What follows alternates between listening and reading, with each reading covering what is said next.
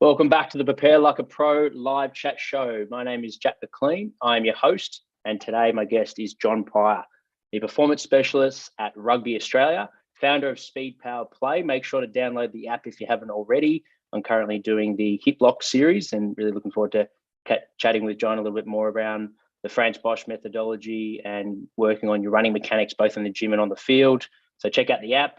Strength and conditioning corner at Suntory Rugby. And before we start this episode, our mission here at Prepare Like a Pro is to inspire aspiring athletes with practical knowledge from the most inspiring individuals and to strengthen the AFL community. If you like the show, please show support by following us on Instagram and subscribing to the podcast on iTunes, Spotify, and YouTube. Welcome, John. Thanks for jumping on, mate. No, appreciate it. Thanks for inviting me. To getting stuck in, let's start at the very beginning of your career. At what age did you discover you had a passion for strength and conditioning and working with elite athletes? Yeah, look, I read your question, how to think about that. I think for me, mate, I grew up as one of 10 kids and I'm the youngest of 5 boys. So I was at the bottom of the barrel in any family wrestles or scuffles or games of footy in the backyard. And my next 2 older brothers were both kind of broad-shouldered, blonde-haired, good-looking blokes, and I was a little runty redhead. So I think maybe at 14 years of age, I sent away for a Don Oliver weight training set. I got a Jim Bradley speedball and bag, set it up in my garage and got busy training. I'm pretty sure it was either 14 or 15. And so I think in some ways, I had a very early experience with you can physically develop yourself, so that sort of sense of engagement. And I think that probably was my first interest in it, was, not only trying to, hold my own against my brothers, but just trying to physically develop myself. Yep.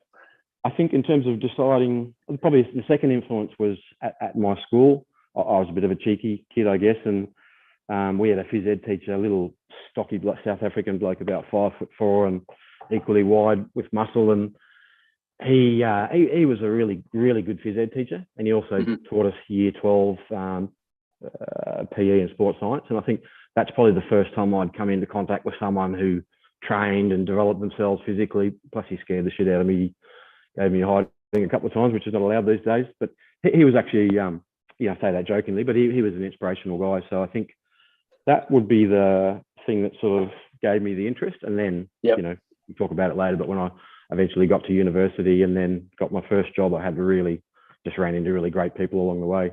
But I think even at 18 years of age, in my first year of doing sports science at Ballarat Uni, I had a boxing group in my garage, and I'd never boxed in my life, but I was coaching guys for boxing and studying Mike Tyson and go and teach the guys this. And I had a couple of Highland Games athletes who I was coaching. Again, I had no background in those things, but maybe it was just a natural inclination to coach for whatever reason.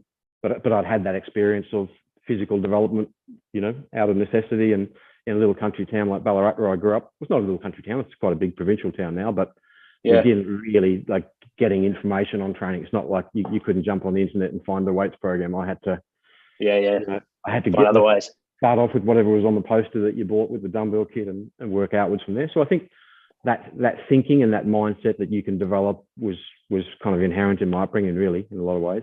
Yeah. On that note, it's a good point that sort of came through that early on part of crafting. You're working on your craft. It sounds like using your own body as a lab. How important do you think that is for conditioning coaches? At 52, I'm paying for that now. But I had a guy asked me a question the other day. I've just recently had knee surgery from 30 years of punishing self-experimentation, but I would do it again because it's been a fantastic learning vehicle, especially when you're learning something that's a little bit tricky. So we'll come to Franz Bosch stuff later, but even if you're doing speed development and you haven't done that before, you might have a background as quite a good distance runner, or I think using yourself as an experimental tool, if you're capable, if you're capable and able, even if it's a very humble way, I think it's great. I know that from a running point of view, I've been with rugby 20 years, but I grew up Ballarat, so I grew up only with AFL. There was nothing else in Ballarat, AFL and netball, and I love netball. We'll come to that if we do, but obviously played AFL growing up, and I was a scrappy little halfback flanker and not much skill. I think so when I did my first year at university, I took time off footy, and did a year's track and field, decathlon, and mainly sprinting. really learnt to run. And then I went back and played semi-pro in the Western Plains, which doesn't exist anymore, but paid my way through uni playing.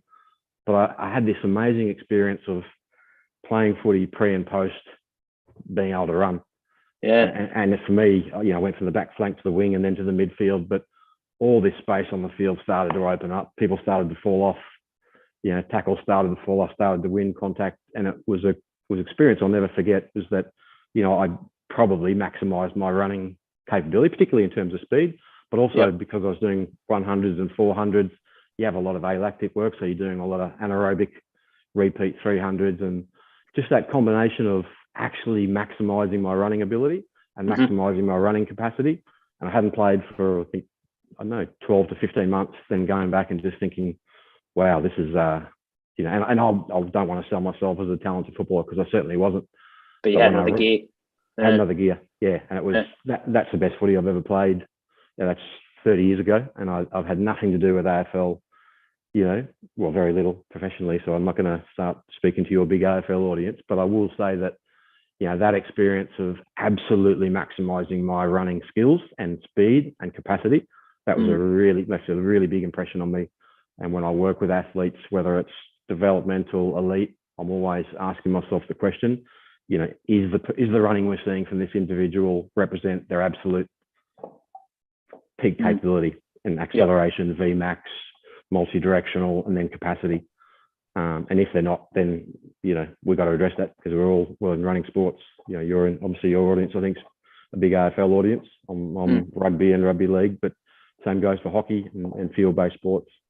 So I know there's a lot of knowledge and we get a lot of information about capacity, but in terms of running skill, that was a very, very influential for me. And that was pretty crude. That was pretty basic compared to what I know now, but it left a big impression that, this has got to be a real cornerstone of my coaching. Yeah. And I'm sure it'd be a range of things, but knowing what you do know now, like, how much of it do you think was that environment, by being around sprinters and seeing how they move, and how much of it do you think was the drills of having a track and field coach? And so really good question. They were crap drills. They were very sophisticated. We actually overdid stuff. We worked a bit too hard. But being in the environment where every guy in the training squad and even a couple of the girls actually were faster than me when I started. Someone. And I think, first thing, you're right, the environment was really big. Getting into a track, seeing something different, being somewhere where you're now at the bottom of the pile. And, I used to try and, at training, we had sort of 6 or 7 guys, and they're all quicker than me at the beginning, and even trying to win a stride through. Now, no one's actually going max at the stride throughs at the start, but, it kind of gets competitive amongst sprinters. And so I think, it's a really good thing, particularly in the developmental, if you have that opportunity to go down and do some sessions in track and field. I think it's a great change of environment. You'll see attention to small details that you didn't have. Second part of your question was, no, the drills weren't that good. And if I was repeating the same process now, I'd have a lot more content, particularly around change of direction and deceleration and more specific things. But that change of environment where there's a much greater emphasis on the thing that you want to develop. So I reckon you can't be underestimated. Now that field sports are so professional, we all hear the same information. And if you go and look at, how many AFL teams there are now? 16 teams, is there? 19, 18, maybe 19 coming if Tassie get on board. Okay, so I mean, I guess I'm guessing here a little bit, but programs are so similar. And I think for your developmental athletes, there is that opportunity in that developmental phase when you're 14, 15, 16. If you're a midfielder, you might go and run track in an off season and do some 200s, 400s, 800s. If you're, I don't know do you even have 2 positions in AFL anymore? It's hard for me to tell. But if you're a power-based athlete going and working on sprints, I think it's a fantastic thing. And you mentioned how you're overworked. Compared to team-based athletes, so obviously track and field, where it is you're trying to develop that. I guess you really are measured off your training, in the sense that it's an absolute all-out effort. Did it also open your mind on how much training can be done and how much the body can withstand? Yeah, I think so. I mean, if you particularly, if you do track and field, and if you're out to the 200, 400, 800s, I mean, those sessions are grinding. You might do we don't do a session, might be 6 300s, but you're actually racing each one. You might be running them in 36 to 39 seconds. That kind of intensity and that kind of resulting fatigue, it's a pretty, it's not saying AFL's, but having that experience that's a super high level of fatigue, and it's a super high level of exertion and intensity. I remember seeing, and I know there's a long story about Ben Cousins, but at his playing days, he was a fantastic player. I remember a documentary I watched where he was just going off to do his own running sessions and really working intense anaerobic sort of training. And I think, it's Ben a great Cousins experience. I don't talk about his life after footy. That's not my domain, but he was a fantastic runner with fantastic capacity. And I remember just hearing him talk about the intensity and the value that he placed on those really intense capacity type work. I think, track and field's great for that. There's a lot of limitations, I bet, if you apply track and field running approach to footy codes, but there's value just in that understanding of the intensities and the detail. And there will be no doubt some developing athletes that will be pretty motivated now to go do some track and field training. What about you've got a wrestling background as well, I believe, and combat experience in the off season, like for, let's say, someone that's already pretty good with running and that's their strength, and they've been identified, maybe they need to get more aggressive, or they need to get better in their inside game. Would you say wrestling would be the way to go? Is it boxing? What would be some of your favorite off-season sort of training methodologies? So my background in wrestling is pretty limited. Like I took up jiu-jitsu and then no-gi wrestling just so I could learn if it had a potential to apply to rugby at the time. So there's two parts to that question. I think absolutely yes, because if say you're a young developing player and the physical part is one that you're either lacking confidence or lacking physicality. So the first part, mentally going and doing a little bit of no-gi wrestling. I would say that if you did gi wrestling, so jiu-jitsu with a gi, and you were hoping that's it can be quite slow and static compared to AFL. More technical. I probably watch about 6 games a year of AFL these days. I'm trying to fall back in love with it. So I watch a few games, and those the scrimmages and those interactions, they're very quick. Whereas if you go and do gi wrestling, you actually end up in a lot of really slow, drawn-out chess matches where you might, holding and choking and so forth. So no gi wrestling, I think, could be really helpful. Even doing boxing and anything physical that develops your confidence in that sort of physical engagement and interaction, I think, can be highly valuable, particularly in those formative years.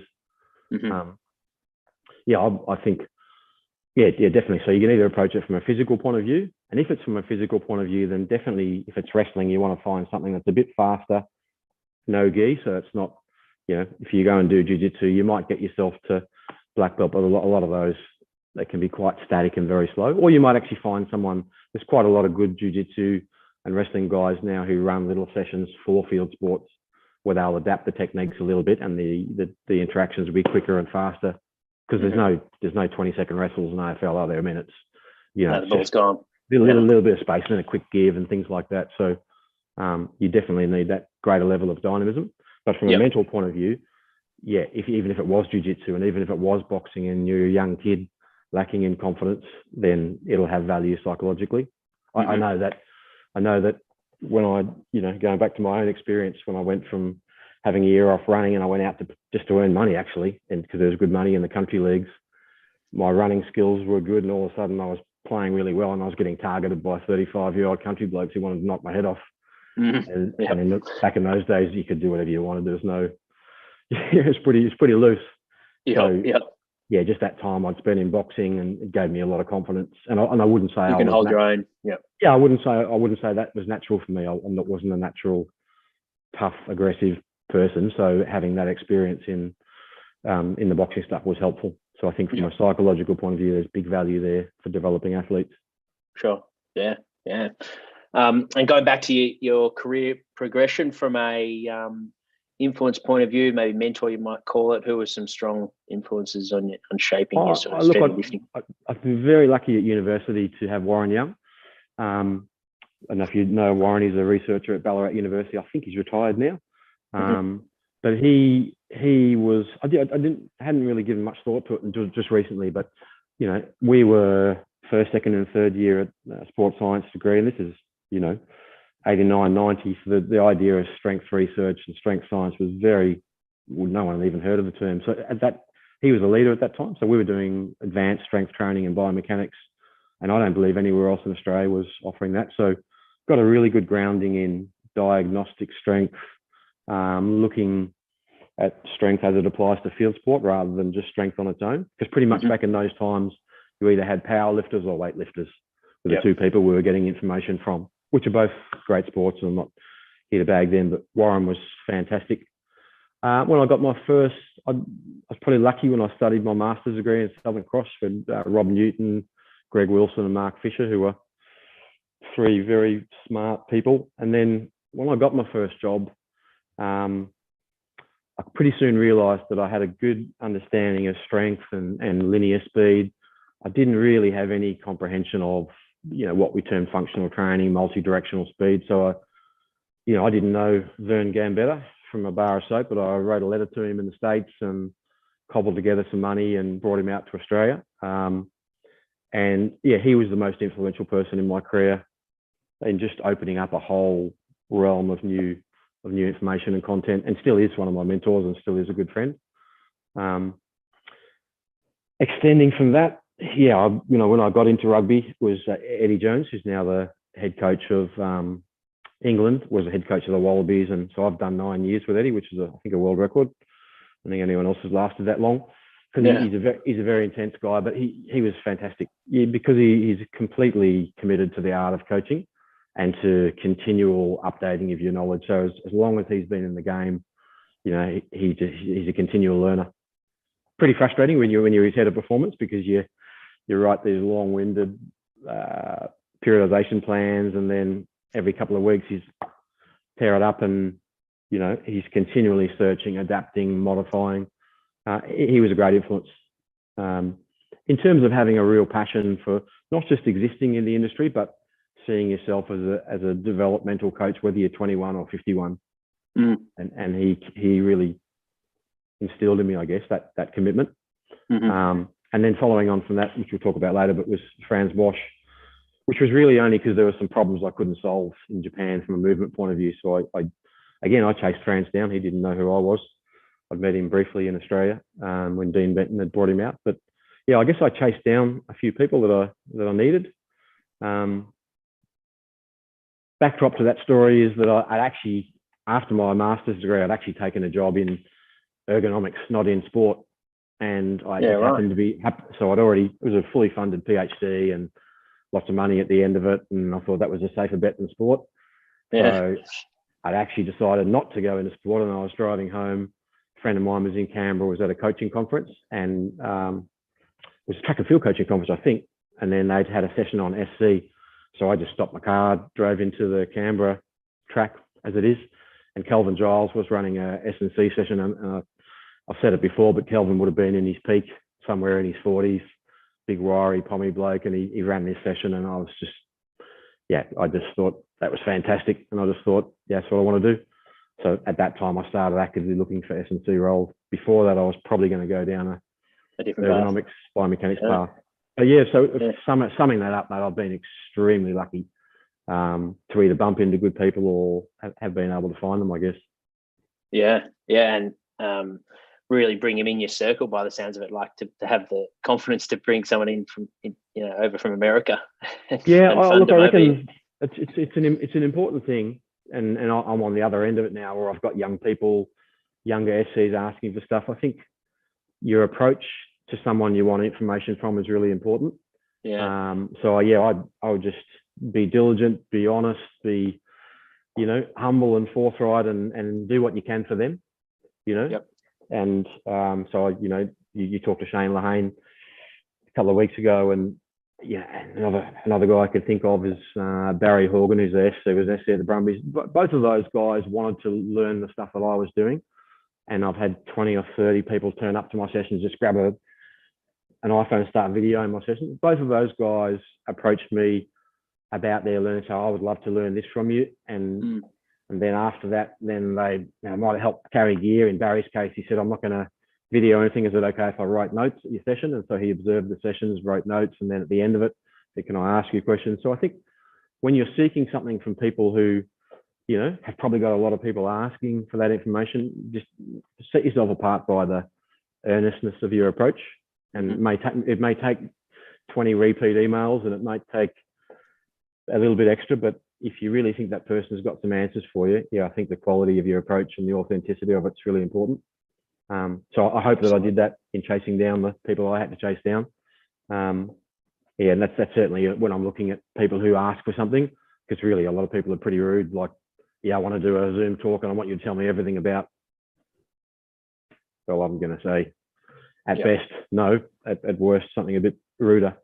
But I think, it's a big thing in our industry, because now we all have such access to each other through the socials, but you can still get access to some really good people around the world if your approach is consistent, honest, and earnest. Yeah, and like you said, I think that's an important point. Like, give back as well by helping them out in any way you can. I mean, when Vern Gambetta came to Australia, I drove out to the airport, carried his bags, scrubbed together the most money I could, and put him in a unit right on Manly Beach. Do anything I can to make it a pleasurable interaction.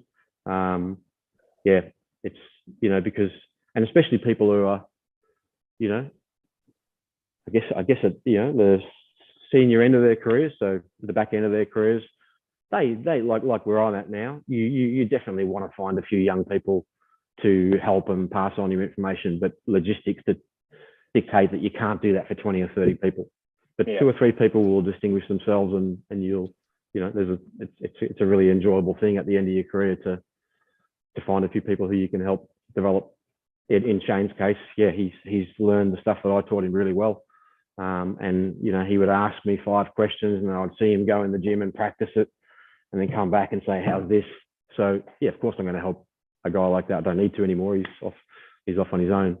But I think that's what I look for in someone who wants to, wants a bit of assistance. Yep, absolutely. Yeah. And they're sort of they're not waiting for it to happen. They're driving their own careers. They're demonstrating their commitment to it, and also old-fashioned good manners for me. Yep. No doubt, goes a long way. Some good gems for those listening in, the strength and conditioning coaches. Note that one down. You hear it all the time in the industry that obviously you've got to be a good coach and good practitioner, but good people go pretty far, and maybe that's not as competitive as well. I reckon that's right. Yeah. But I've got, for example, I've got a Zoom on Monday with an Indian SC. Now, I don't know him from a bar soap, but this kid's just chased me down, and I get on the Zoom with him, and he's just the most authentic, committed young guy. His salary's bugger all, but he's trying to apply this certain kind of training, and he then sends me videos of it. I'll give him my time for nothing, because I know he's got no money. Now, I'm not saying you can do that for everybody, but he's just demonstrated his commitment to me. He sends me video edits of everything that he's done. It's a good little case in point that he hasn't got a cent to spend, and normally I wouldn't be able to help, but I can't say no, because the bloke's just demonstrated complete commitment to something that I'm passionate about. So that's fantastic, mate. Passing it on. Love that. What about for some key areas of focus for the developing athletes listening in? Like from a running skills point of view, you mentioned that early on, and how important that is for team sport athletes. What are some great drills? I'm not going to try and give you too much, because I started in developmental athletes, but I've almost 15 years now been working at international level. Yep. So you get athletes 2 weeks before they're playing, so you've got to sharpen them up. And then I did start in the developmental system, and to be honest with you, I'm nearly ready to finish international, and I either want to go back into developmental or actually go into pathologies and rehab stuff. But I think first one for me is developmental athletes. If you're in AFL or a running sport, doesn't matter whether you're naturally quick or naturally slow, maximize your running skills. And that's inclusive of running skills and running capacity, and running, so capacity in terms of acceleration, speed, and your anaerobic, aerobic capacity. I think I think now we're so robotic with a lot of our training, we forget to play. And I think a lot of play in that agility space is a really big part of development. Run at the goalpost, spin around it and see if you can hold your balance, and having a bit of play, I think, in that multi-directional speed and agility. And then if you have access to someone who can really coach that stuff, I think, good development programs could, have all that stuff built in. I have seen some pretty ordinary ones, I have to say, where I see kids being taught to be quite robotic. So that's my big thing is, developing your running skills. And I think for me, as a development, I said developing good habits. My belief is that habits trump motivation. Some days we're motivated, some days we're not. We play badly or the coach gives us a spray. Motivation can fluctuate. But if you develop really good training habits, and, it takes a bit of effort and energy to put habits in place, but once they're in place, it's pretty much our whole day operates on habits, really. And I think as a development of athletes, having really good habits, but habits that are specifically you put in place for a specific reason. I ask a lot of young kids. I don't work in the developmental space, but I guess I do, because when I'm not with national teams, I actually have under 16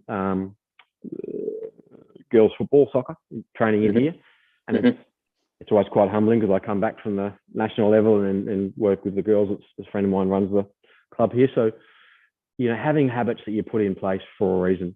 So you might actually have poor flexibility. So I actually have some athletes who get out of bed and have a little mobility session is the first, breathing session and mobility.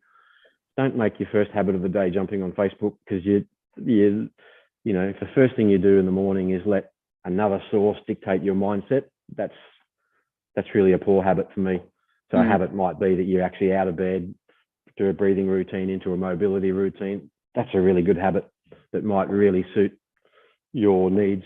So I think that's the other key one for me, is in that developmental phase, you can develop really good habits. And I see, we've got some really good developmental programs in Rugby Australia now, but you see a big difference when people come to the pro level, those who have come from really good and bad academy programs. But yeah, I think your speaker, I'm not sure, the Bulgarian handball. Yeah, Valeri. Yep. Yeah. And so I'd just say, if you want to hear more about the development, let's go back and listen to him. Yeah, enjoyed that one. The Bendigo High School, his phases of training, it was pretty impressive. Yeah, look, it's quite a traditional approach, that he was articulating, but there's many ways to skin a cat, and I thought he was really thorough. But for me, if there's one message, running skills, maximize them. Don't be disillusioned if you're only in that middle ground. You're not the fastest or the slowest. If you can find 2 meters improvement over 40, that's massive. If you can find some better balance, you can regain your balance after a bump a bit quicker. If you can develop your capacity a little bit more, I think that's my message, really. And on the good habits part, for the coaches listening in that are managing a large group, and maybe it's a semi-professional program, so it's just themselves, 30, 40 athletes, what are some of your favorite ways to get that message across? Is it when you're in the gym and you're hearing those one-on-one conversations when you're having and you're taking notes, and then having that awareness to be able to next time when you chat with them, or in the moment when you first hear something, to give them a task or start to develop some habits? Or is it presenting to the group to encourage them to start driving questions and curiosity? Like, what are some of your favorite ways to divide? It's a good question. Good question. So for me, I don't like. I think as SC, some of us fall into the trap of having really long introduction talks, too long on the presentations, and you think of how many times our athletes are being spoken to for long periods of time. So for my actual sessions, I like to start with an ignition game. It might be a rock, scissors, paper, face slap, or I like to actually start the session with energy. So I capture your attention, wake you up. I don't have many rules when I run my sessions in the gym in particular. I don't have any rules apart from if you yawn. If you yawn in my session, then all the boys congregate together, and you either got to tell a joke and make them laugh, or you've got to perform a dance. Because I believe energy in the room and everyone being invigorated and alive, that's the key thing that has to precede meaningful information. So I keep those group chats pretty short, and then I'll try and if there's habits that apply to everyone, I'll deal with those over time. But I normally run a timer, and I give one of the players a stopwatch. And if my intro talk goes for 2 minutes, I got to do 20 push-ups, or there's some punishment for me, not them. So I like to keep that part short, and I like to keep those individual conversations, situational, when I think that person's most open to hearing and listening. If that makes sense. Yeah. Because you think of the amount of time that they're forced to sit and listen, and it doesn't matter whether you're AFL, rugby league, or rugby, and there's a lot of detail in the game now that didn't used to be. So they had pretty intensive learning around the game itself. So I like a lot of our learning in S&C to be inherent in the session. So if I'm teaching coordination stuff, that the learning will actually be inside the training. And I'll have little snippets here and there, but I'm not one for long. I mean, I'm capable of long monologues, but I don't think that's in our athletes' best interest from a learning point of view, or it's certainly not my style. And I think you getting back to habits. I think as a coach too, once you know what your style is, you got to build habits around your own day to make sure you're consistent with that style. So I remember going to meet Neil Craig. Eddie Jones, who I was working for at the time in Japan, sent me to meet Neil Craig. And Neil Craig was the coach of Adelaide Crows, you may know. He was a great sports scientist when I came through the system, and now he's the head of maybe a high performance manager in England. But he's a pretty rough and ready bloke, good tough Aussie rules player in South Australia. I came in to meet him to talk about coach development, and he said, "Who the bloody hell are you? What's your coaching style, and what is your session like?" And I was just about to try and answer, and before I could even do that, he said, "And before you even answer, if I rung 10 players and asked them, are they going to say what you say?" And I thought about that, and I thought, well, I've really got to define. So I need to define what my coaching style and what I think my environment's like. So since that day, I've got a one-pager which identifies how I want my sessions to look and feel. And then on the back of that, then I've got to think, well, okay, for me, it's energy and specificity. So I want it to be quite energetic through the session, and I want the specificity to be self-evident so the players can see clearly the connection between the training program and their game. But if I'm going to do that, the sessions actually need to be well planned, highly organized. I need to make sure that my mental and physical state is a certain way before the sessions, and they're the kind of habits I need to put in place. And not to say that's perfect, because I got to a certain point in my career where I thought, hang on, I'm not really living up to that one pager anymore. I'm actually not as energetic at the start of these sessions, and I think having that one pager as a coach is a really good thing, and it lead you down. It also led me to areas that I didn't have the knowledge and information I want. I know we're drifting topics a little bit.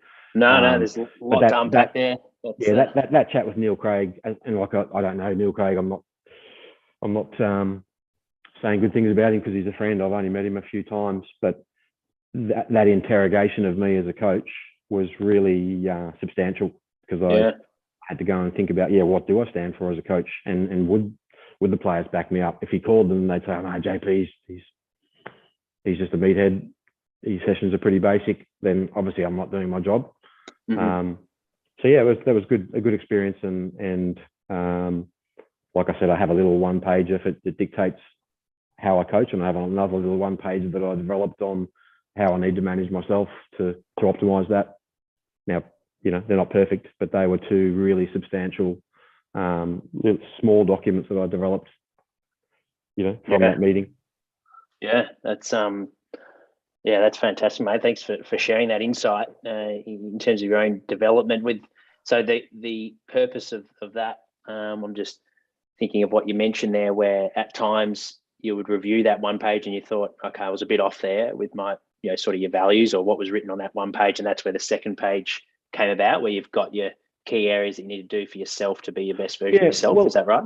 Yeah, that's pretty much it. So if you think of page one is about what I stand for as a coach and what things I think are important. I mean, and so for me, maximizing athletic development, agility, efficiency in the body. So making sure your maxes are their key things in terms of how I want the session to be. I'll start with an ignition game. If guys are yawning, then that's probably an indication on me rather than them. But I always make a point of, if you're yawning, you're sucking energy out of the room. So that's my coaching style. And then down below that is areas that I've already got the knowledge on, and areas that I'll probably need to keep updating myself. Yep. The second one pager is just for me as a person. because I say this to all young coaches, as S&C coaches, whether we know it or not, we're energy givers. You know, you go in that room and you're giving, and the same for our physios. You know, it's the same for our massage staff and the same for our head coaches. And at some point, you know, I ask coaches, where are you recharging your batteries? Some people intuitively are really good and know that. Other people, and a lot of people I've seen, including myself at different points in time, you just run yourself down, you run your batteries down. And it won't be that obvious. It won't be that you're so tired, can't get out of bed and don't go to work, but it might just take the edge off your coaching. It might just take the edge off your natural authenticity and energy that was previously exciting people to train harder. I had a really great experience in that year that I took off from Aussie Rules and did track and field. The coach was just the most funniest, energetic, and he'd wisecrack and create all this energy. Then he'd go, "Righto, son, I reckon you got something special in you today. I reckon you're going to do that 300 and a 34.5." Yeah, and you just got a bit of... He did it. You'll find something extra, and that was just his personal energy. So I think as S&C coaches, we're in the environment where we're giving energy all day long. How do you get yourself up for that as a coach? How do you recharge the bank? So I think I'm listening to, you know, different people. Some people naturally are very good at that. Other people are bad at it. We just work ourselves into the ground, and we don't know until we've actually run our batteries down a bit. So yeah, I think it's really important. It's not something that, you know, anyone ever talked with me about throughout my career, but you know, it's the further you get into your career, the more responsibility that you've got, the harder it becomes to find time for whatever it is that recharges your batteries. And is that on that note, with that, do you have like your sort of weekly non-negotiables that you'll prioritize in your schedule in terms of like training and those elements that do recharge your batteries? For me personally? Yeah, as a coach, absolutely.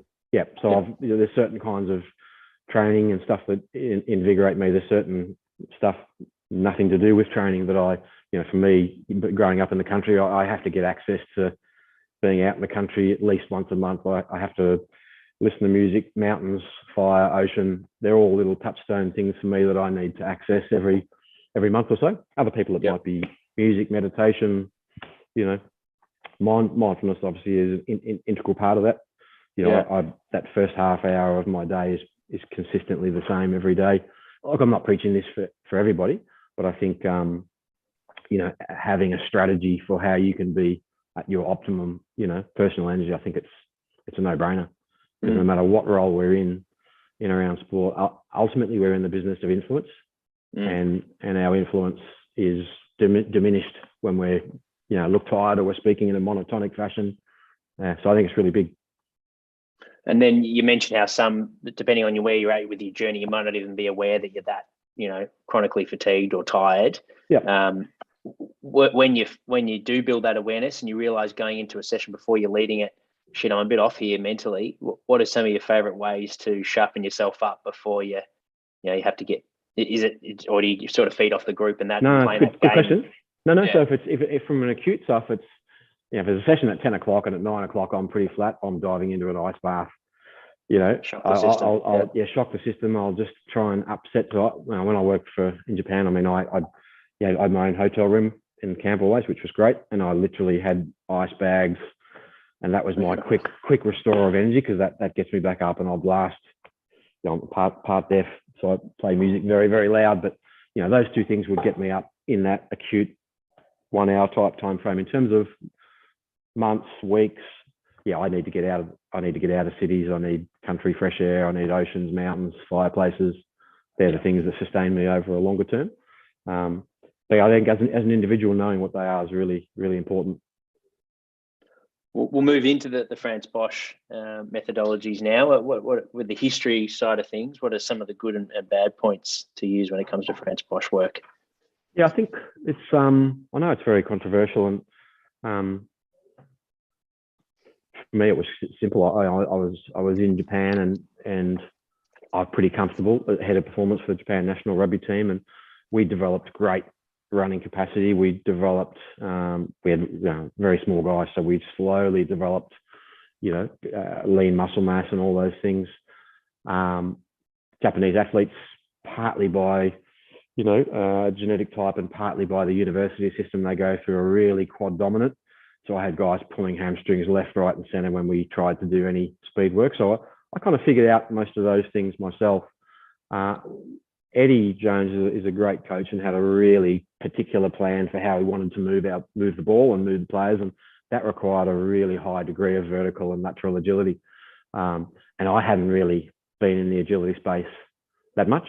So I just need to seek someone who I felt had the expertise that I was seeking. So that was probably 2012 or 13, and I sought Franz out, brought him to Japan for a 2-week trial. It was as confusing to me as it is to a lot of your listeners when you look at it and think, what the hell's that?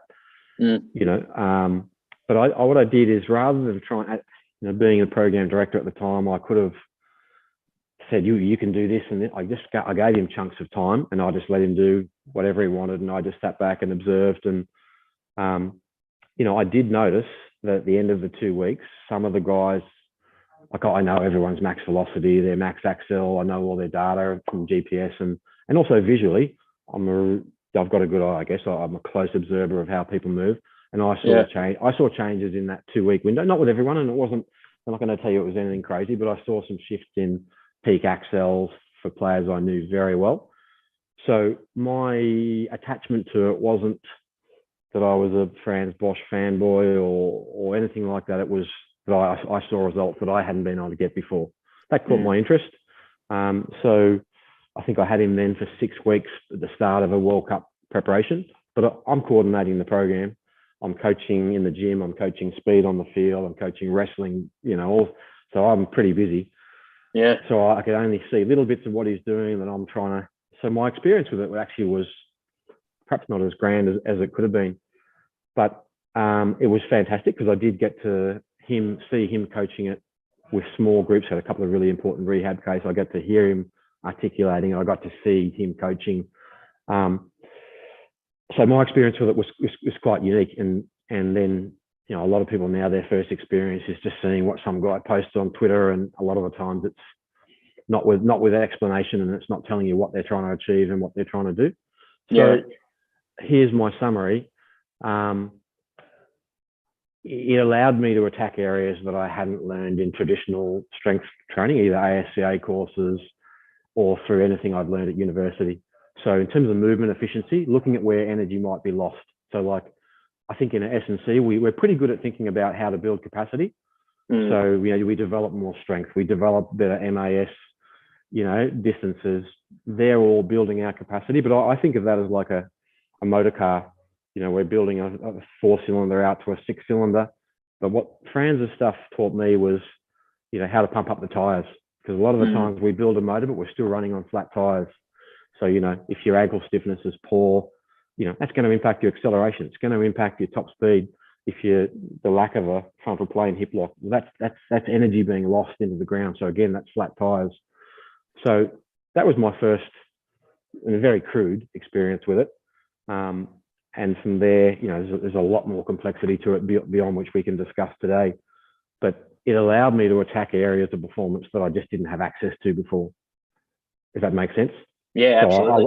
So I would have, I guess I'd pretty, at that time I was a reasonable expert in speed, but I couldn't break it down in a systematic way.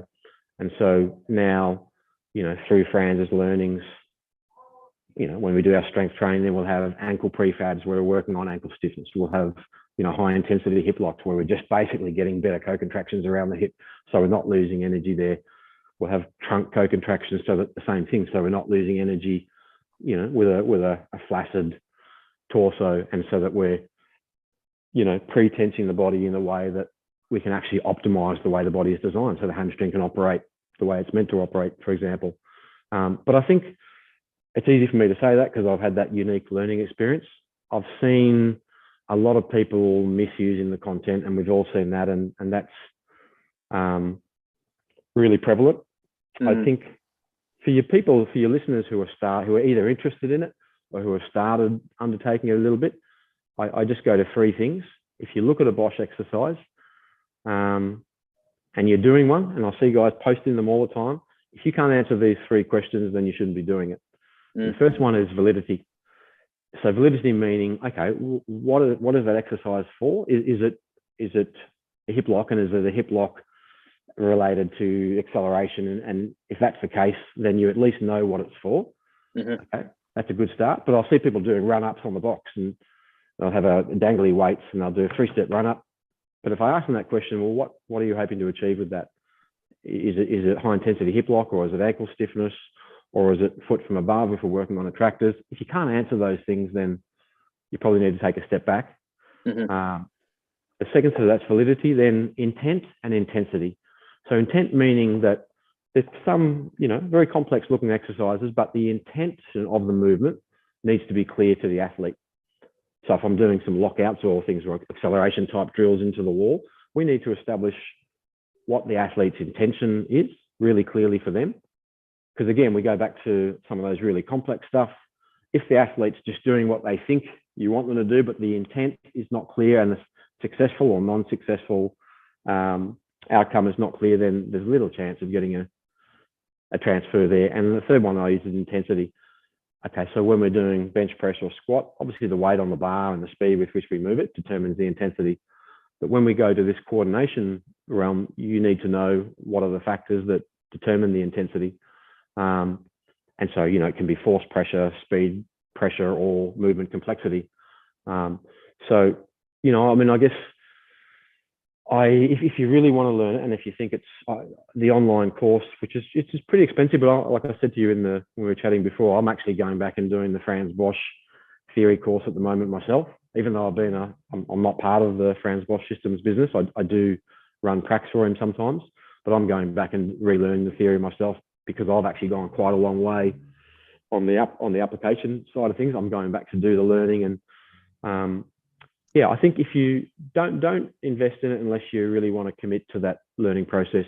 But obviously you had Shane Lahane on last week. He hasn't done the course. He hasn't had exposure to Franz, but he actually learned in a slow and methodical way from me. So he learned 4 exercises, knew what they were related to. So if it's a acceleration hip lock, then he knew what it was relating for, knew what they were hoping for, and then he learns the execution, testing it on his own body, and then he's ready to coach it. He's built his capacity outwards like that. And I think that's the way to approach it. And I definitely recommend it's a really good online course.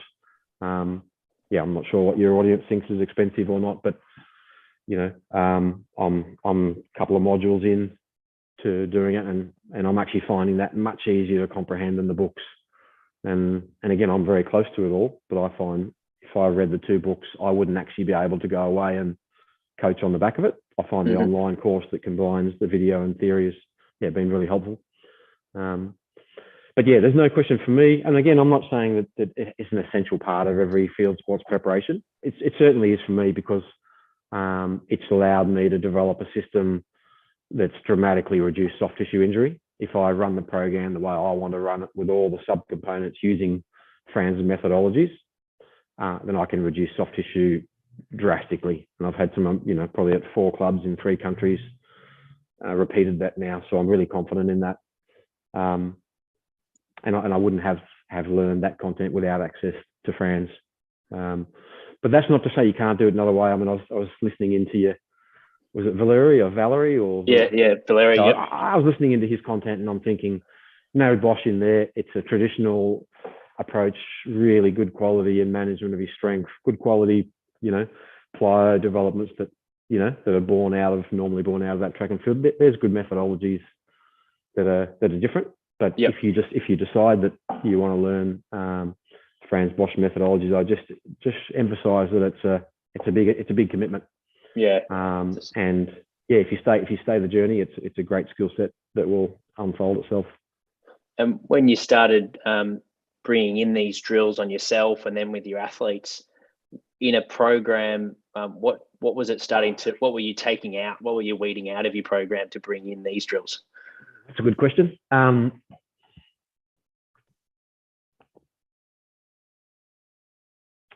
don't want to insult anyone here. I guess if you look at a really long drawn out warm up where you might have walk and hamstring scoops, and then you go to the mini bands and start stepping sideways and and 25 minutes later and you still haven't moved, yeah, that's gone. I can get the body ready very, very quickly. So what I did is I had a look through all of his content. So, okay, this content's highly specific and is targeted for individuals who might be either targeting agility or acceleration. Then I put the generic stuff in there. So, for example, hip spindles and the generic content, that replaced the traditional warm-ups for me. So I have a really more lively, more dynamic and more skill-specific warm-up that I've developed on the basis of not exclusively Franz's stuff. It would come partly from some wrestling content, and partly from Franz's content, so I can get the body ready in a more efficient way, more exciting way.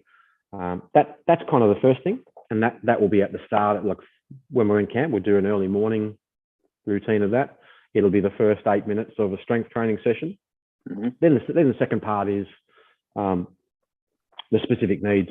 So I have 2 athletes who the main issue is the pathology of the knee.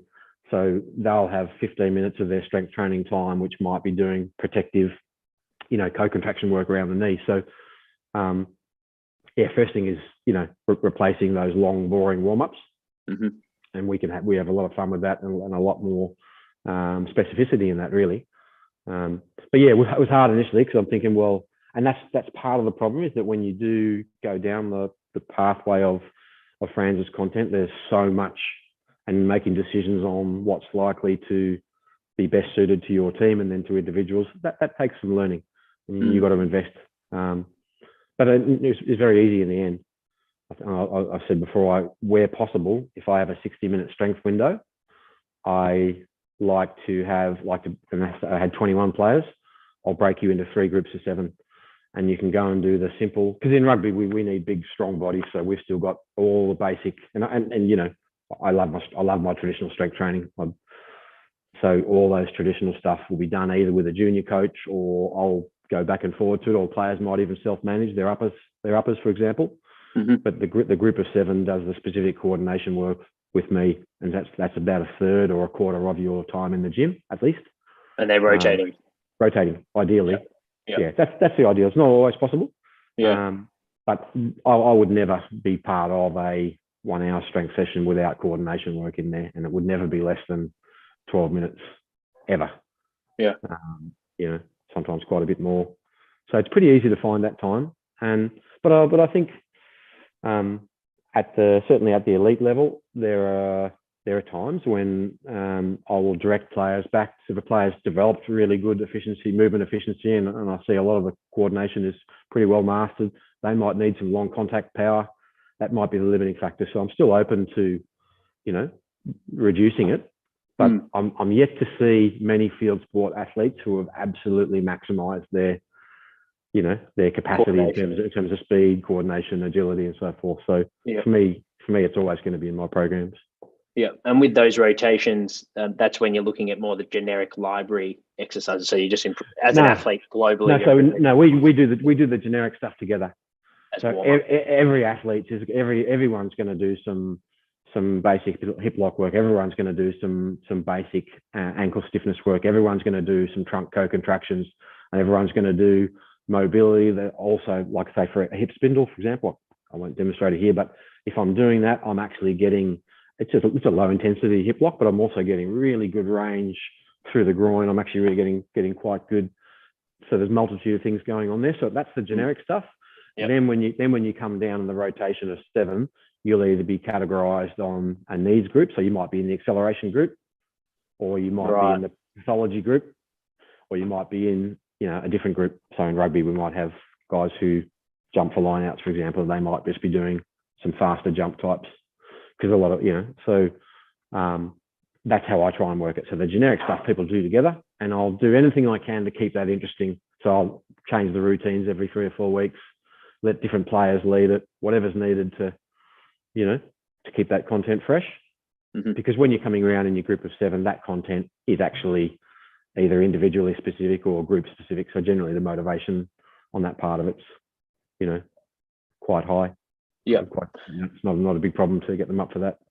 And then from a progression and periodization planning point of view, obviously, like you said, with your simple strength exercises, I imagine there's not a lot of leeway with the athletes in a sense, like they're doing their 5x5 at a percentage or whatever the plan is. And maybe they'll go up, maybe they'll go down if you manage them. But with this motor learning type of stuff, is it very much when you've got a small group, you've got the plan, but if a player's really switched on and they're grasping that drill, do you quickly just progress them to the next drill, or do you like to?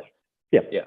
And that's where the answer is yes, but that requires the development of a skill set. So if you don't have that skill set, if you've just learned some of the basics, you can still get a result. I mean, I know when I was in Fiji, the players had done none of this stuff before, and they were all big muscular guys, but all had been playing overseas and leading a very sedentary lifestyle. So there was really easy gains there with the simple stuff. Yeah. So if you have done Franz's work for a long time, then it's pretty easy for you to watch a group of 7 and say, okay, that's too easy now. And generally, I work on about 30% failure. You actually want failure of some of these drills, and if it's not anything like challenging, you'll actually progress there. But so it's periodized really on time, as in I've got that content for 12 minutes.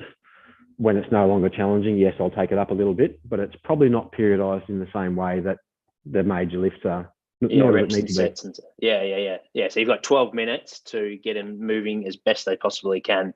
Yeah.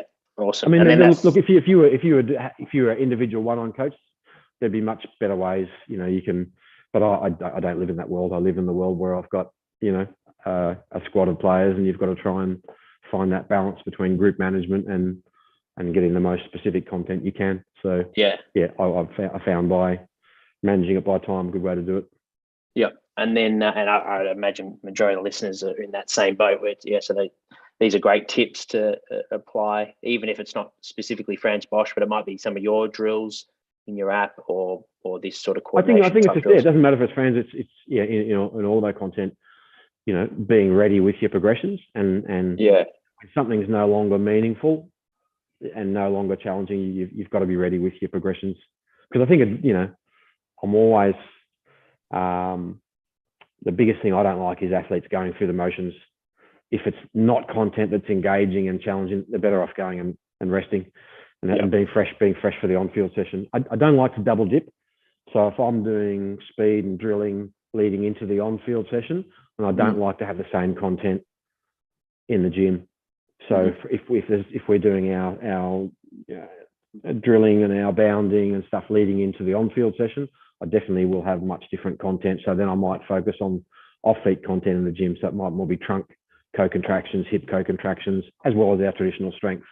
I think sometimes we are, and myself as well, can be guilty of double dipping. So we have plyos and we're doing max 10-meter accels in the gym, and the player knows in the back of his mind that he's doing that in the morning, but he's got to be judged in the afternoon on the field session. So I try and avoid that double dipping. I try and look when I really want to stress the nervous system, when I really want to stress the musculoskeletal system. Obviously, high impact, on field, and I'm not going to do the same thing in the gym. That's pretty straightforward, I guess. But having learned Franz's content, it gives me a really good way to underpin in the gym what I'm working with on the field without double dipping and repeating. With the those sort of key areas of focus with the ankle stiffness, trunk stability, hip lock, what are some of the biggest mistakes you see coaches that maybe haven't done the course making with athletes?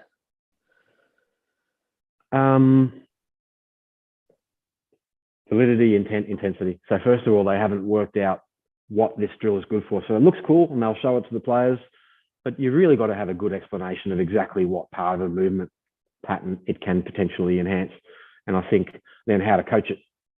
Okay, now a lot of them will start trying to coach it by detail, saying, put your hand here and move up here a little. No, it should be outcomes. So you have tasks, for example, there'll be an endpoint.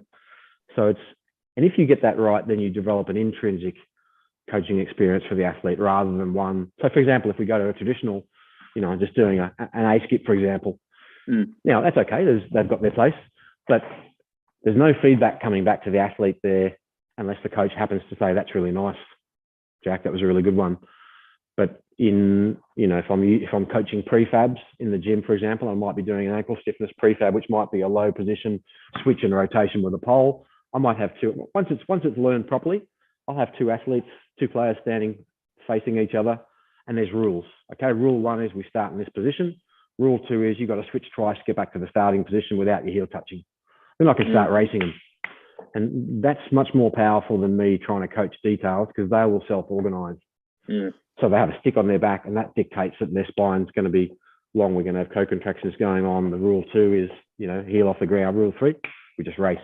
And so if we can get those rules right, and if we can get the intentions and the endpoints, and I know it's talking shop a little bit, but if you got those things right, then you got a good chance of, and you know why you're doing it, and it's structured, and your content's assembled well.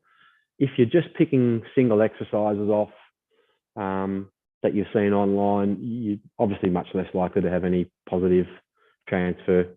But I don't want to be too snobby about it, because everyone can learn in different ways. The place for that experimental stuff for me is on your own body, or if you've got a couple of mates who don't mind training with you, go and play and go and learn that stuff. But don't be doing it with with your athletes. By the time, if you're going to put his stuff in place, then you should have done your homework and learned what you're doing by then. Yeah, it's a slow burn by the sounds of it. There's a fair bit going on when you're coaching and leading a session. Yeah, well, I think the first phase is pretty easy, and I've seen a guy like Shane Lahane, when he obviously had heard about it and seen it when I met him. It was 2 years ago. He was came into the Wallaby squad, ran the strength for us. So he had seen some of it and could show a few exercises, but if I asked him those questions, he'd be 0, 0, 0. Yeah. But then he started building out his toolkit little bit by little bit, and he sent me through a collage of stuff that he's done with the Swans the other day. It's bloody good. I thought it was terrific.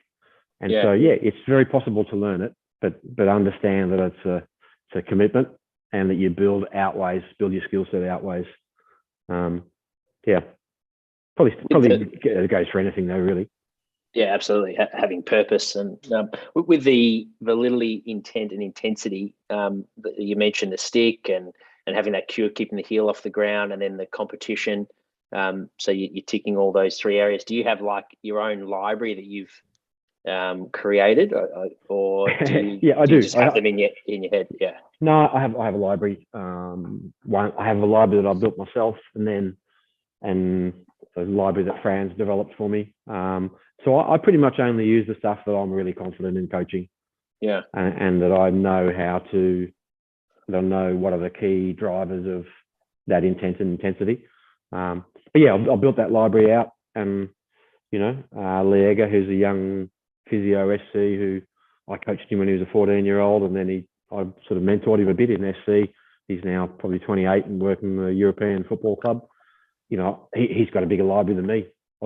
He uses a lot more content than I do, because he's learned really well, has direct access to Fran's. I choose to have a smaller library of content that I'm really confident with and I know works. But that's the same as I think it's the same in strength. But yeah, I do. I have that library, and I have it on little mini software that I can spit stuff out and design programs as I need to. And then with the progressions, how does an athlete sort of earn the right to change their main purpose? So like you mentioned, how you break them up into a pathology group, and so that might be pretty straightforward if they're, I guess there might be a consistent drills that they do just to keep themselves feeling good. But for like the performance side of things, do you ever change someone who's working on agility? Do they eventually move to maybe acceleration or? Not for me, not normally, because I understand that I've usually got a 3-month window, and we're competing through that time. Yeah. So normally you'll stay on that same grouping, but no, it's a good question. If someone had really poor acceleration mechanics, and that was our primary focus, and so their Bosch content was focused in and around that start and acceleration. If it was a developmental athlete, I think, I do a very poor man's version of a Bosch video analysis. And in fact, it really not only content I've learned from Fran, stuff I've done traditionally. If that video analysis shows me that, well, actually ankle stiffness is now much greater than what it was, I'm looking at these I'm looking at mid stance, I'm looking at toe off, and all those things are a lot better than they used to be. Yeah, I might shift that person across to agility. But in my environment, that doesn't happen that much because we have them for short periods and need to maximize a single result normally. Yep.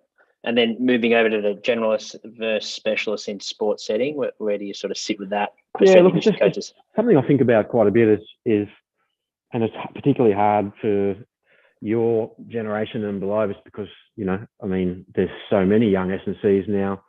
Do you become a specialist or do you, have a broad set of skills? I think the thing I see now, just watching young people come in, the ones who are highly specialised can sometimes have a pretty poor appreciation for the whole program and how it fits together. I'm Vern Gambetta, who again is one of my mentors. He has a saying which I can't recall at the moment, but being a great generalist with a couple of strong points. So you're comfortable taking flex, you're comfortable taking conditioning, you can do the GPS and you can do strength, but then have one or two areas that your specialist skills and authenticity are just absolutely obvious. I actually think that's a lot more powerful and potent than just having that one little, because it's the same for all of us. When we really highly develop one skill, we tend to see things through that lens a little too much. And I think in the field sports environment, to me, I think that, certainly for your younger SCs, getting that breadth of skills and then saying, right, I particularly feel that I can zero in on this one.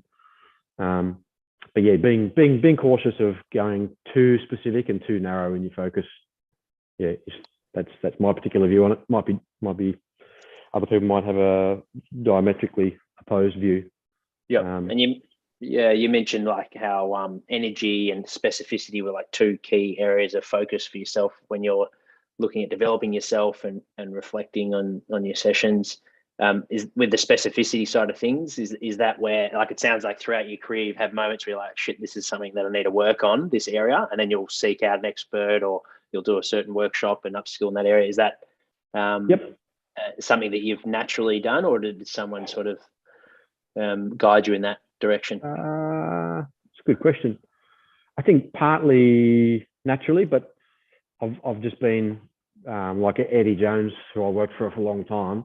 That's where he goes and seeks people who he needs. I mean, even when he's already considered one of the elite coaches, he's often a soccer team in Europe learning from another coach. I think Dean Benton, who you may or may not know of, is head of performance in Rugby Australia, and he's just a lifelong learner. So I've been around people who, have that approach and inclination. For me, I tend to prefer, rather than doing courses, I like to seek individuals. I like to go to the source and find out, but it's not always possible. But yeah, it's essential, unless you happen to be supersonically gifted. The rest of us have to acquire that, knowledge and skill set however we can. Yeah. But it is, for me, it is very inspiring to work with these elite coaches who are still lifelong learners, and there's heaps of them. And you mentioned, how obviously to be able to survive in the industry early on, you probably do need to be a generalist and take what you get. And then as you start to grow, the power of having to make an impact, I guess, having those one or two skills. What are some of your, for those listening in that are starting to search for that, to maybe get a lead role somewhere, what are some of your favorite ways to work out, I guess, for yourself, where you should find those strengths that are going to see through and stand out in the industry? Do you mean if you want to be ahead of performance and you're trying to get, because I've always done the opposite. I've always thought not to be ahead of performance because I love coaching on the field. I've ended up getting ahead of performance in Japan and Suntory and Fiji, but I never wanted to be. I guess, for someone that's doing quite well, so they're performing well in their role as the generalist, but they're starting to get to that point now where they want to have those 1 to 2 areas that they're really good at. What would be some of your methods to work that out, that is going to stand out with the industry, whether that be strength and power, sports science? Just genuine commitment and going outside the box. So, one of my subordinate or junior staff, at a club I work with, didn't have any skills in the contact tackle kind of area, went away and did wrestling, came back, and all of a sudden has got these skill set, genuine, authentic commitment and going outside our circle to get that expertise, that's pretty impressive, you know, and that'll catch the attention of people. I think the other thing is, you know, we're in the business of influence. So you may well understand your content that you're trying to convey to players, but how good are your skills of summing it up in a brief, articulate fashion? And then do you really know that the players digested and ingested what you said? So I think, you know, if you're not naturally articulate and succinct, you might need to go and work on that, because I think the use of language and the briefness of language is underestimated. I think I see a lot of young SCs, really earnest, good young people, you know, guys and girls who have invested time in their learning, but they're repeating back to the players the content that they've read. And players are polite; they'll sit there and put up with that introduction. But I think working on your skill set, you know, how could you make that communication different? How could you make it memorable? Can you think for me one memorable thing a coach has ever done or said to you? Okay, you got 10 seconds, Jack. Tell me something. Yeah. Did a coach ever influence you? You think, oh, I remember that session because he did that. So I think, you know, thinking about how that information that you're presenting might be digested better. Yeah. You know, is it a player that you meet one-on-one, you have a boxing session with them for 20 minutes, and then when they're really tired, you sit down and you talk about, because I think we're in the business of influence. Really, we are trying to influence better behaviours on the field and off the field. And there's a science to influence. Some people have a natural ability in it, other people don't. You know, I've got one developmental coach, very good coach I know, and his knowledge is way beyond mine. His intelligence is way beyond, but not particularly good speaker. And I'd be saying to him, he's got to go to Toastmasters or find any uncomfortable environment, put himself in that environment and develop that skill set. Because we, you know, like I said, communication skills are the avenue through which we have that influence. I think we don't talk about that enough, really. Yeah, no, it's fantastic advice. Thank you so much, John. We'll move into the lighter part of the podcast now. That get to know. Well, I'll call you JP now that we've had a chat for longer than an hour. Good. Favorite inspirational quote or life motto? You don't necessarily have to have one, but is there something that you? Yeah, probably the main one for me is youngest of 10 kids, or second youngest of 10 kids, and Dad was a pretty scary sort of dude, but he also, his life motto, and he sort of articulated this before he died, which is 20 years ago, but basically to have a seriousness of purpose and a lightheartedness of execution. And I think that's what I try and do. I try and be absolutely dead serious about whatever my goals are and goals that we set in the athletic environment. But it's a long journey, and it's a lot better journey if we have fun along the way. And they're not mutually exclusive. I think when I was younger coach, I'm saying late 20s to 30, I was way too, not too serious, because it's good to be serious, but I think I was always in a gruff mode and I wasn't enjoying the journey. And I know I certainly squashed a couple of athletes because every session was hard and exhaustive. So I think that'd be my main thing, you know, serious purpose, lighthearted execution. And the other thing, like I said to you before, my other life motto is energy in, energy out. You know, if at the moment I've taken a 3-month break from coaching at the moment because I had knee surgery, and what I also realised at the end of that, during this break now, was that having had that sort of knee pain for so long, my energy banks dropped down a little bit. So I think energy in, energy out as an S&C coach. Go and find, if you don't already know, a lot of your audience might know already, but if you haven't worked it out, go and work that out. Because it's the same thing. There's a big cost of this industry. It's hard, and there's not many 50, 60-year-old S&C coaches on their first marriage.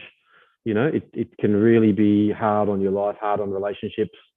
And I think working out the stuff you do either side of, you know, for example, when you finish a big day at the club, are you going to carry those problems home back to your partner? And, you know, are there little resets that you can use to manage your energy? Because it's a tough industry, you know, and actually the further you progress, the tougher it gets from that side of things. Maybe my 2 things. Yeah. And what about in your work life? What are your pet peeves? What makes you angry? Look, not much gets me. I was pretty quick to get angry as a younger coach. Not much. I think the main thing for me is a lack of authenticity. So anytime that people are purporting to be what they're not, or have knowledge that they're not, or, you know, I don't like inauthentic behavior. I think, you know, that's pretty much it. Not much else upsets me. I only have one rule in the gym. If you yawn, you get punished. Everything else, I like people to be energetic in my coaching environment, as long as it's not destabilizing the content.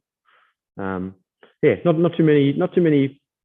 I sometimes feel a level of frustration that, you know, we have athletes when you get to the top level and they're on these huge salaries, and we don't see the commitment from them that we think should be there for that. But then we've actually got to, rather than questioning them, we've got to question ourselves. You know, they've come through our environments, and so that's when I go back to the communication. If I'm not, you know, and we've got a couple of real tricky ones, I certainly have had in Australian rugby, that we haven't been able to impact on them. So we've got to keep asking ourselves, okay, are our avenues of communication effective? If not, try something different. But yeah, have fun along the journey is a big one for me. Favorite way to spend your day off? Try and get out to the bush. I live in Sydney, which is obviously very busy. I've got a little bush block about 3 hours away. Get out to there. I've got a 2-year-old and an 8-year-old boy, mate. So anytime I want to spend, you know, take them somewhere. But definitely for me, getting out of the city, getting back to nature, which is fortunately living right on the beach is one easy way for me. But yeah, they're the big things. Back to nature for me. I've got a kayak and I go and find a river and paddle for a little bit. That's all centers around nature for me. Yeah. Well, thanks so much for jumping on, Jen, sharing with us your journey, but also, you know, success leaves clues, and I'm a big believer on that. So the practical tips that you've given us and stories along the way has been huge. I know I've got a lot out of it, and no doubt the listeners have as well, both athletes and coaches. In terms of 2022, I know you mentioned you're having a break at the moment to recover from your knee surgery, but what's on the horizon for you for 22 that you're excited about? Look, right at the moment, it's just I haven't had time to really read and learn. So I'm actually like doing Franz's online course. That's been enjoyable. Just reading a lot more. I mean, because the higher you get up in the system, the less time you spend actually learning content. So it's actually just learning again, getting back to learning. And for me also, we get into this job because we love training. But then down the line, you get less and less and less time for training. Right at the moment is just for me investing back in my own personal training, practicing some new methodologies and new learning. So that's exciting. When I return to coaching in September, I'm excited just to, you know, relaunch with a new level of energy. So I think apart from that, mate, just if you got two young kids, that's about as exciting as it gets. So they're the things that keep me excited for this year. Yeah. Well, with your current role, it sounds like you're doing a fair bit of consulting. So when you are back in 3 months' time, what does that look like? What's sort of like a typical week? For me, most likely in September, I'll be over in Suntory in Japan, which is great. I've got 4 young SCs there, young 30s and below. So young 30s and below, so all young guys. And my first project will be, working with them, developing them. It's a club I've been with since 2009. Had a lot of success, and then after that success, a bit of complacency's crept in. So really excited to get over there and relaunch that program and to work with those really good young coaches, and see if we can change the environment and get a little bit of the edge back that the club worked really hard to get. But yeah, no, I guess it's a natural progression as you get older, is to enjoy more, you know, developing young coaches.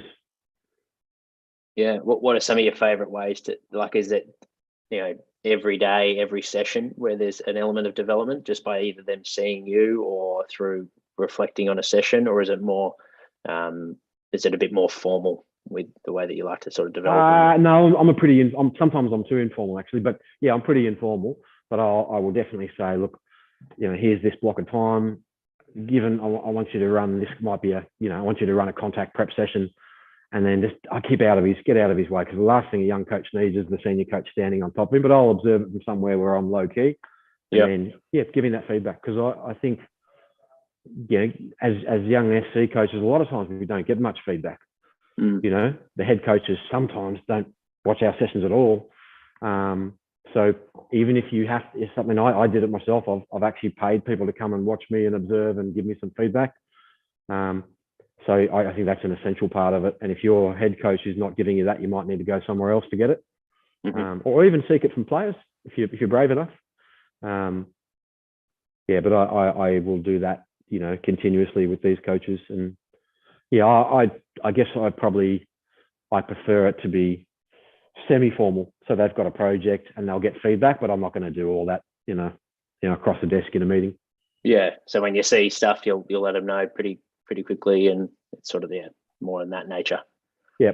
But I mean, if I ask you, do you know when you're taking a speed session where you're standing?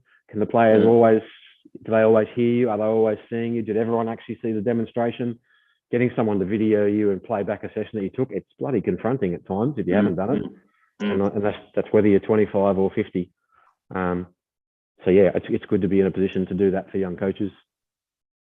Fantastic. Well, we'll start to wrap it up, mate. Thank you. Thank you again. For those that want to get in contact, where's the best place to contact yourself? Probably, I think I've got a Twitter at SpeedPowerPlay and at Fit3K. It's FIT number 3 letter K. So either of those will get to me. I'm just in the process of writing a whole lot of content for SpeedPowerPlay, so I'll be sticking some of that out in the next few weeks. Awesome. But you can get me on those. I'm not a massive socials person and not much of a self-promoter, but you can get hold of me on those, and happy to have someone do that. Yep, I'll add them in the show notes for those listening in, so you can click the links. And thank you for everyone that's tuned in as well. If you tuned in halfway through or 3/4, make sure to listen from the first minute, because John's provided us value all the way through. So definitely want to listen to the whole episode, guys. This will live on our YouTube channel as of now. And then if you want to wait for the podcast, we'll release it next Sunday. So looking forward to publishing it. But thanks again, John, and looking forward to watching your career, the rest of it, from afar.